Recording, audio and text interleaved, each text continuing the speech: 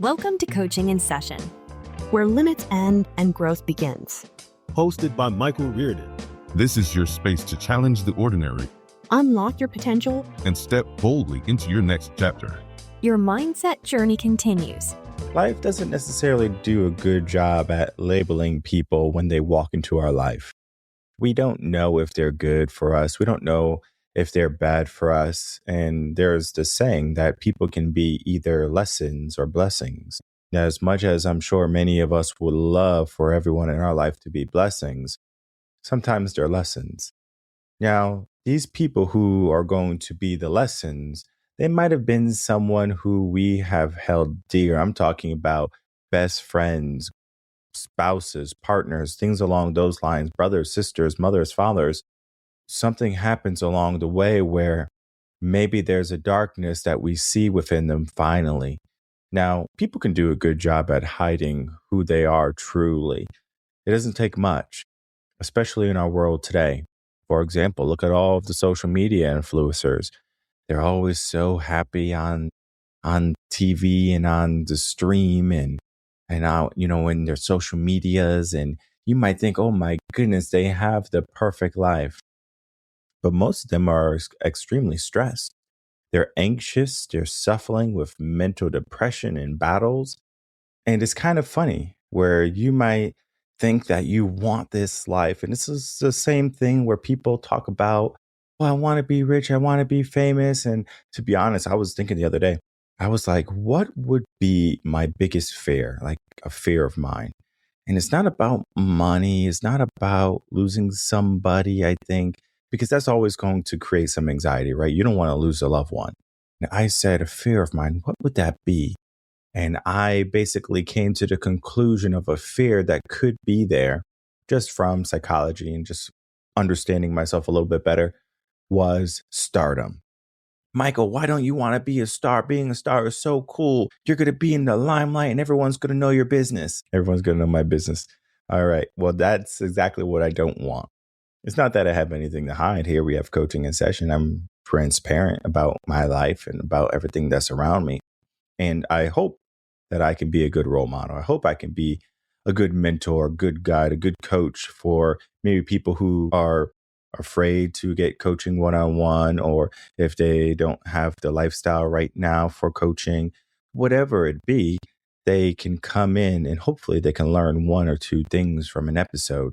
That's the goal of Coaching in Session, is never, hey, listen to me, and now all of a sudden you're going to have this wonderful life. There's a lot of work that has to get done from me saying what's happening or me talking on a topic and then you being deliberate in the areas that need your attention.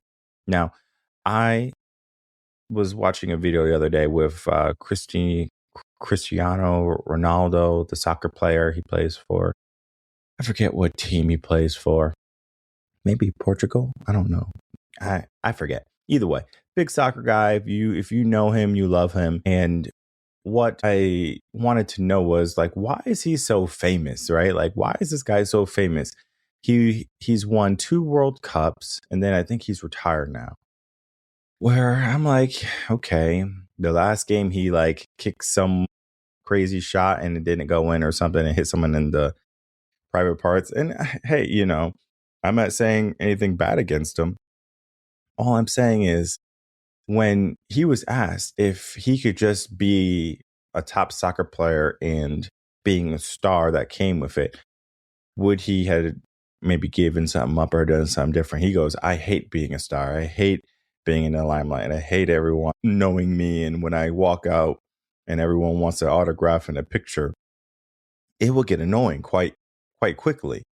Now, I know me, when I'm out and I'm shopping and I'm doing what I have to do, I don't have time. I'm A to B. Let's get it done. And if I'm with a client, don't bother me. I'm with a client. And I understand you want to talk, you want to catch up. And it's just, hey, send me a text or email. That one day is going to be someone else reading it. Well, the emails, yes, but the text is one day too. The idea is, I want to separate from all of the drama. I want to separate from all of the anxieties and all the depressions. And If I know I want to do that, I need to know that the people that I'm bringing into my life or the people in my life are not about that. Meaning they're not about the depression. They're not about the anxiety. They're not about the stardom. They're not about the notoriety. They're just humble, good people, right? The integrity, the character level of those individuals. It doesn't matter who sees them, they still show up. Now, those are the type of people I want in my life. Those are the role models that I want to be looking at, learning from. But maybe you're different. Maybe you have a role model that you see. It could be a star, it could be an NBA player, a rapper, it could be a singer, it could be one of those real estate gurus. What's the guy's name? Grant Cardone. So we have these great individuals who are mentors to people, who are role models to people, and it can be a good thing. Now, let's fast forward, or let's rewind a little bit, actually. Let's rewind a little bit and let's talk about when we were young, when we were picking our friends, choosing the people that we were going to be around. It has a direct correlation to who we choose later on in life. Now, when you're young, you pick people who are going to be in your proximity. They go to your same school, they go to your same camps, they live in your same neighborhood. Those are going to be your friend groups. Now, this is the environment aspect to you choosing the people. Now, we can't necessarily say that kids are role models to one another.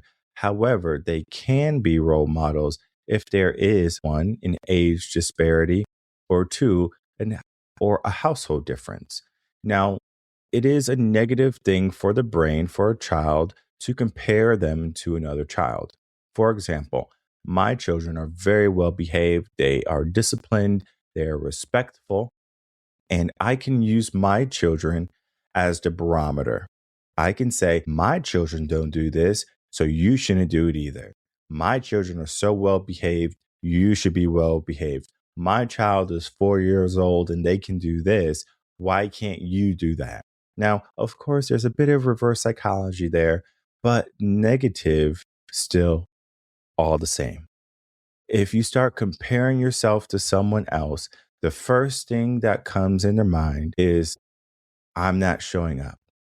There's room that I need to do for improvement, or there's room for growth, or there's a limiting thing that is in my life right now. Now, however you see that, it goes into the action part. And this is where the brain, if you weren't trained well as a young individual going to sports camps, swimming, etc., karate, doing those things, anything challenging like change is going to be off-putting. You're going to think about it and you're going to be reverse psychologied and basically saying, oh, wait, if he can do it, I can do it. Now, this is great to an extent. Yeah, sure, you can dabble with it a little bit. I use it because, again, I'm about that sugar and spice mentality. But if you have people in your life that you just want to have all positive, no negative, no reverse psychology, we can do that as long as you have the foundation for that.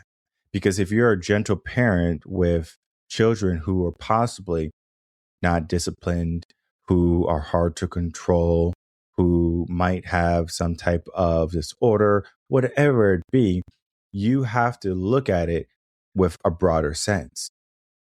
Your child is not going to learn like every other child. What does your child need? Now, I remember when I was swimming and it was two boys, and I talk about the story. It's my favorite story, I think. I talk about it so much. These two boys came in. The mom came to me and she goes, Michael, I don't care what you do to these boys. As long as they swim, I don't care. And I look at the mom and I say, you don't care. I can do whatever I want. She goes, I don't care. She was literally at her ends wits with these two boys. And I said, okay, mom, not a problem. I'll get them swimming. And the first thing I did was I threw them into the deep end. It's so funny. I threw him into the deep end and they don't know how to swim, so they're drowning. So I go over there, rescue one, and he's yelling and crying and clawing my arm. So I got like all these like little micro cuts. And then I pick up the other one and he's doing sort of the same thing. And then I go, you guys are hurting my ears. Or I basically say, when you guys are ready to talk, then we can talk. Or in their head saying, let me go, let me go. And I'm letting them go. And they don't realize that I'm their lifeline. So it was only a matter of time before I was able to get them under control, just a couple of minutes, where I say, if you keep on crying, you're going to go underwater. Like that's going to be the repercussions for your actions. So sure enough, they don't cry anymore. They're like, okay. And then we were able to talk. Why are you afraid of the deep end? Oh, I can't touch the bottom. Okay, now we're figuring out what's going on. And I was like, okay, well, we don't have to be in the deep end all the time. We can go practice swimming over there by the steps where you can stand up. But if you're going to be yelling, if you're going to be crying, if you're not going to be listening, then we're coming right back here. That was the fear incentive. We're going to some place where you don't like if you can't do the appropriate behaviors. Now these boys, their behavior was of any typical boy, rambunctious, crazy. It was like, again, you're trying to make a bull swim, and it's tough when they're just so full of testosterone and energy and they're just ready to go. The focus has to be there, right? To learn how to swim at least. Now, the first lesson goes well. We start swimming a little bit and we get our kicks good and we have a good time, right? We create the rapport. I basically talk to them about trust and I say, okay, I'm not going to bring you into the deep end without me having a conversation with you. But if you're going to be crying, you're going straight into the deep end because there's no crying in the pool. Now, this is also another negative thing as far as gentle parenting, that if a kid is crying, you can't ask why you're crying or you shouldn't be crying, right? It's gentle parenting. Now, I'm not a gentle parent. This idea was I'm creating this aspect of next lesson, you have a choice to get into the water and to have no crying, or to get into the water and be brave and have a good lesson. One of the boys got it. One of the boys didn't. So I pick up the boy that didn't and threw him into the deep end. Just threw him. I chugged him. So he was far. And then I look at the other boy, and the other boy was looking at me like, oh my God, are you going to throw me? I just simply tell the boy, I go, if you start crying when you come into this pool, you're going into the deep end. Now I went to go save his brother, and then he was still crying and he was panicking. And I go, you're hurting my ears, back underwater. Eventually he got it, right? The fear aspect in his brain finally clicked. I need to survive, right? The brain is going to naturally move past your consciousness. The subconscious is going to figure it out.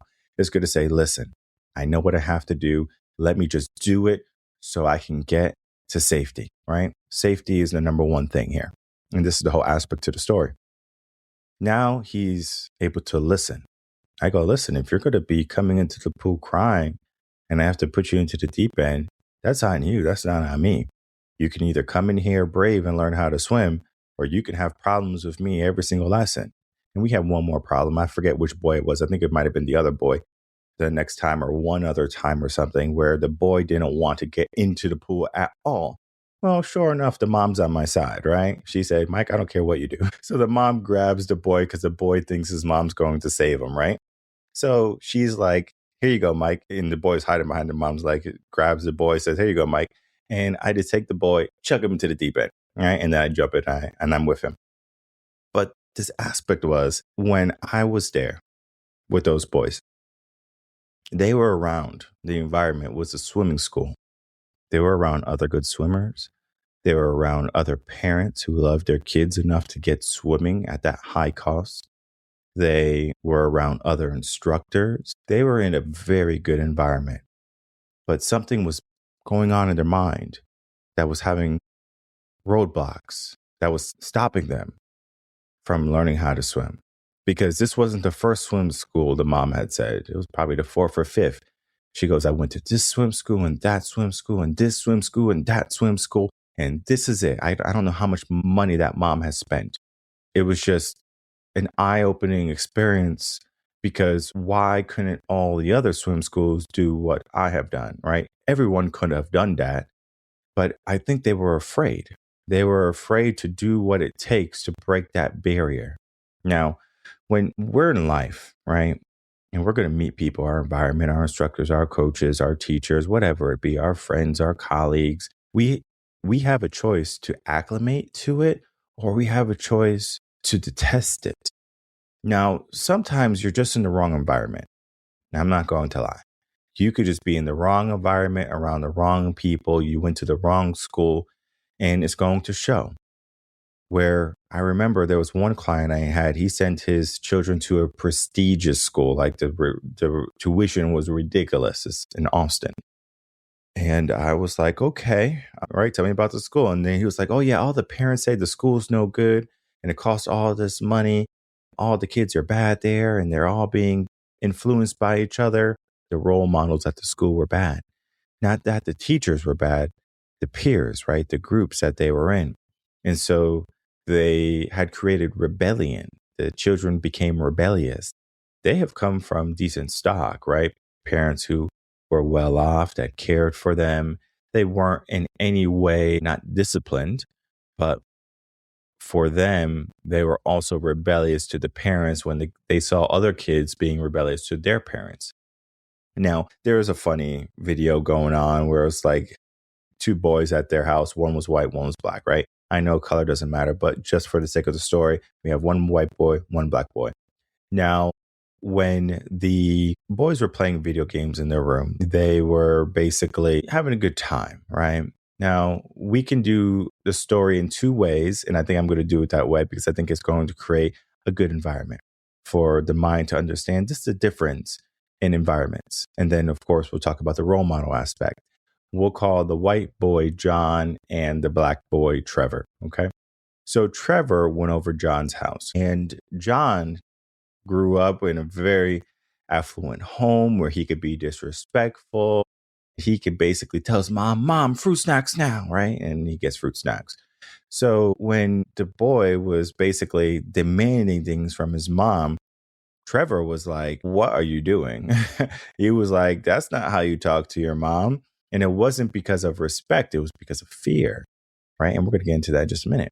So he was like, no, this is how we do things in this house. And he was like, oh, okay. So then now the next time they played, they were over at Trevor's house. And basically Trevor needed something. And then so Trevor was like, Mom, fruit snacks. And then basically the mom comes in and was like, what you say to me?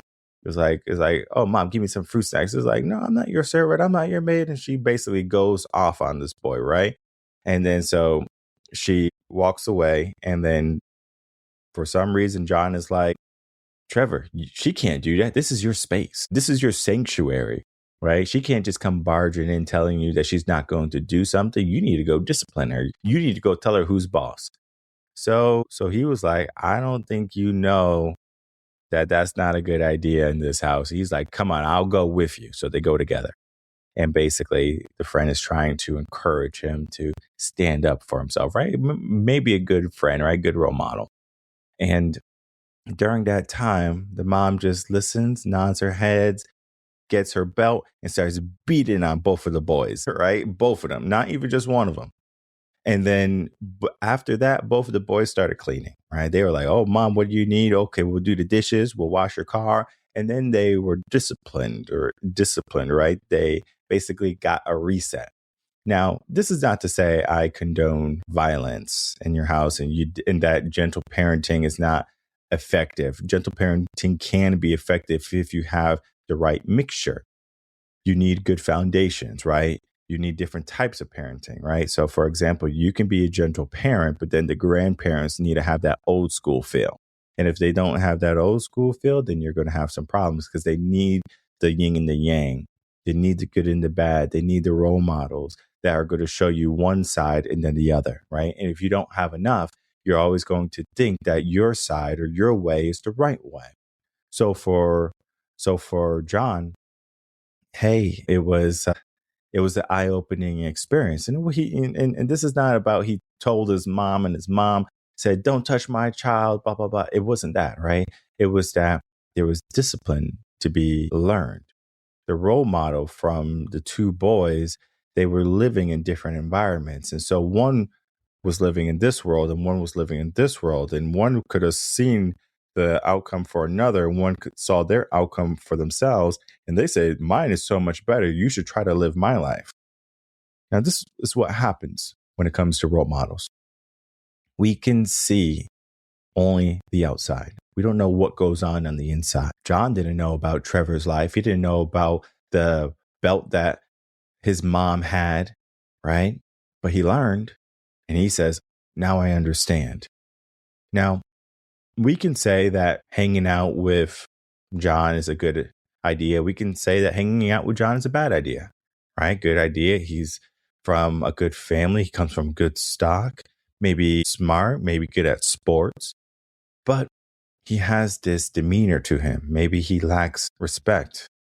He doesn't respect authority. He's not disciplined to a certain degree. When things get too hard, he quits. Maybe that's what you see as a parent. Most parents know what type of children they want their children to be hanging around.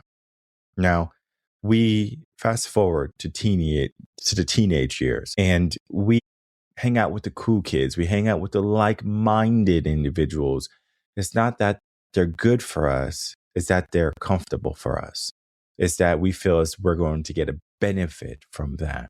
So our role models are literally chosen through a survival mechanism, through safety and security, whether it be status or sameness, comfort. Now, we fast forward even once more when we get into the world of our adulthood. We are now past college, possibly, because college is going to be, again, you're going to be within your groups, your peers. If you're in music, you're going to be hanging out with music majors. If you are doctors, you're going to be hanging out with doctors. Or if you're on the sports team, you're going to be hanging out with your sports mates. Whatever it be, it's environment based. Of course, there's going to be some outliers where you can go to a club, where you can learn things, where you can go to school events, where you can go to the cafeteria and hang out with different folks, right? There's, of course, that there at the college. But when you go into the workforce, now you're going to either A, have your college mates that you have kept as friends for your after work activities.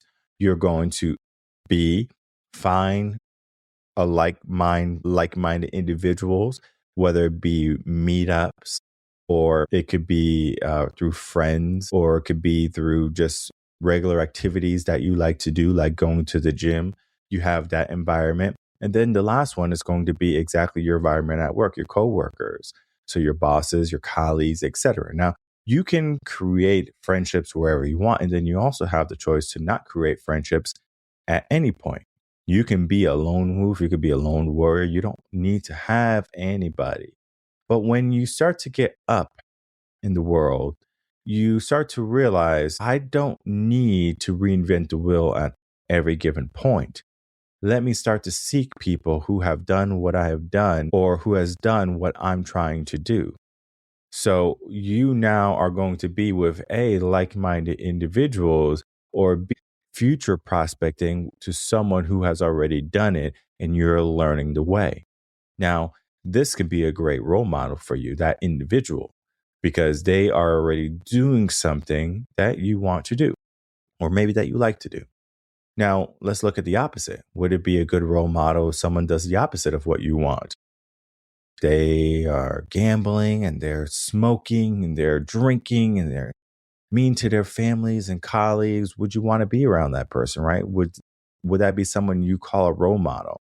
Now, what I'm going to say is the mindset aspect to this whole entire episode. A person that you don't want to be around can be that lesson. It can maybe even be the blessing. It shows you what in life matters the most to you. Because it is challenging to see the other side if you don't see it. If I hold up a notepad, right? If I have a notepad, and I'm going to make a lot of noise, I think. I have this notepad and just filled with stuff, right? Now, if I put something behind this notepad, I'm just going to kind of hide it. What's behind this notepad? You don't know. You don't know what's behind this notepad unless I show you, unless you peek around the corner. Now, of course, I can slide it out and you can see a little bit of it. What's back there? You saw a little plastic baggie. You might say it's drugs or anything, something like that. It's not drugs. It was just some directions or something that was in a plastic bag, right? In a Ziploc bag. All of this is to be said now. We have to sometimes look beyond what we see on the outside, because anyone can hide who they are. Anyone can be a closed book. No one has to be an open book. So the role models that we pick are going to be through trial and error. As we progress in life, we're going to figure out what works for us and what we like. Very similar to the foods we eat. We can eat some food and we're like, wow, this food is great. Or we say, wow, this food is not so good. Let me not come back to this restaurant. And I was just talking to someone the other day. I was saying, hey, if you go to a restaurant, how do you determine if the restaurant's good? They're like, oh, I go off the Google reviews. I'm like, well, do you even read the Google reviews or do you just look at the stars? Because for some people, they might say, oh, it only has 3 stars. It must not be a good restaurant. And I've given 1 stars to restaurants before, and it's not because the food was bad. It's because the service was bad. Now, of course, there's an aspect to the ratings on Google. It's like, okay, well, how was the food? How was the service? How was everything? And then your overall score. Now, I always put the food where it needs to be. I believe in a restaurant that serves food, especially if it's good, hey, have it. But then again, there's sometimes a restaurant, the people that are working at the restaurants, the servers, it's like there's not a good fit. It's not who you want to support. And I wish them the best. But again, it's very similar to my business where people might not like my style. People might not like what I say. But at the end of the day, they get to make a choice. You get to make a choice. You get to choose if you want me to be a mentor, a role model for you, to basically offer some insight possibly of where you can make improvements in your life, or just to maybe bring some light in the dark areas where you haven't looked at in quite some time, right? We can look at all of that. You don't have to use me. There's other great podcasts that have mindset, that talk about different things, that are gentle parents, that are more in line with like an open world view of transparency and openness and emotional intelligence. It's not me. It's not me. You're going to get the hard truth, nothing but the truth. And the truth can hurt sometimes, because if we had to look at our life and we had to look at the people in it, could we say that they're role models, that they're positive role models? If you're a parent, the people that are around you, your friends, can we say that they're positive role models? Because our kids learn from us. Okay. They don't learn by doing, they learn by watching. And if we're showing them something negative or something bad, or that we're drinking and we're having fights and things like that, that's going to stimulate them differently. My children are super calm. Of course, we play fight. That's great for the brain and their development. But I'm not yelling at my wife. I'm not screaming at her. I'm very calm. When they have a tantrum because they're learning how to regulate their emotions, I know how to hold the space for them. They see that. To them, I hope I can be a role model.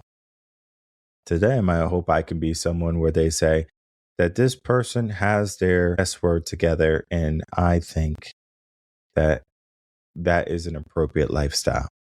Of course, they're going to get to make a choice later on in life, and they're going to get to choose their friend groups and their workspace, and of course, where they end up, whether they want to get married or travel the world or whatever they want to do, they get to choose that.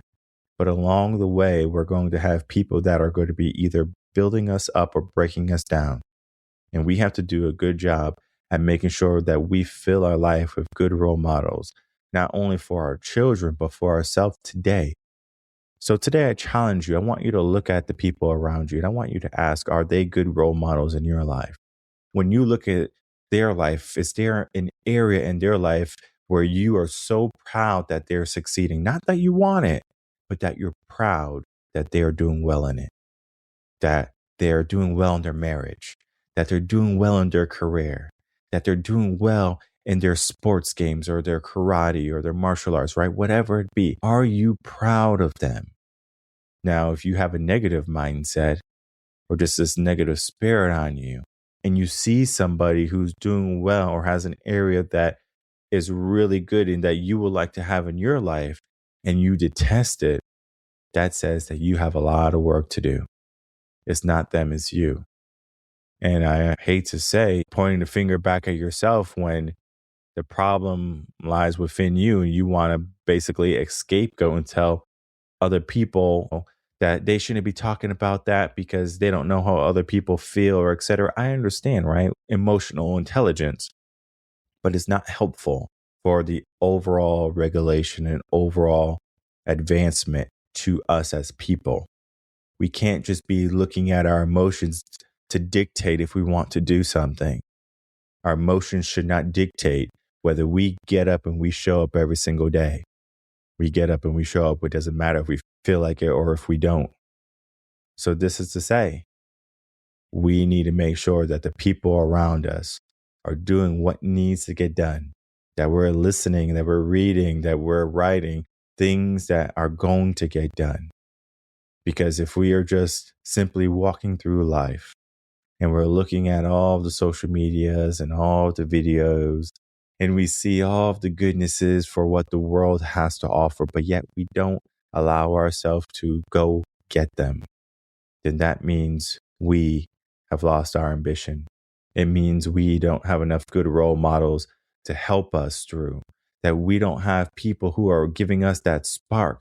Because if you are around the right people, if you are around the right role models and mentors and coaches, there's going to be a natural pull and tug on you to level up. This happens on sports teams. This happens in regular workspaces. People are going to show up if they see other people showing up. Now, of course, as a leader, as a boss, if you see someone not showing up, then they're not good for the environment. So they have to say, hey, it's just not going to work out. Not because you're not a good person, not because you're not a good worker, but you're not good for the culture. So the culture is the environment of the role models. You have to figure out what you want, what you would like at the end of your life.